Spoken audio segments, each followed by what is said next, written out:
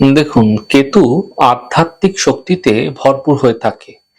বলা হয়ে থাকে কি কেতুর মধ্যে আধ্যাত্মিকতা ভৌতিক জগৎ থেকে মানুষকে দূরে নিয়ে যাওয়ার এবং আধ্যাত্মিক জগতে প্রবেশ করানোর শক্তি কেতুর মধ্যে ভরপুর রূপে পাওয়া যায়।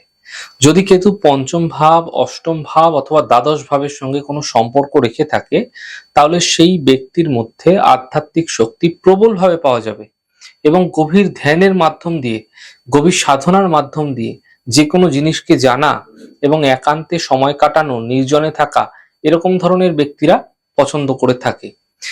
দেখুন, বিশেষত যদি অগ্নিতত্ত্ব অর্থাৎ এবং জলতত্ত্ব রাশি কেতুর কোনো জোরালো সম্পর্ক তৈরি হচ্ছে কর্কট বৃশ্চিক মীন বা মেষ সিংহ ধনুতে, তাহলে এবং ৫-৮-এর সঙ্গে সম্পর্ক বা দ্বাদশের সঙ্গে সম্পর্ক করছে জোরালো, তাহলে কিন্তু আপনার মধ্যে এই গুণগুলি, কেতুর যে গুণগুলি তা কিন্তু অবশ্যই ভীষণভাবে দেখা যেতে পারে।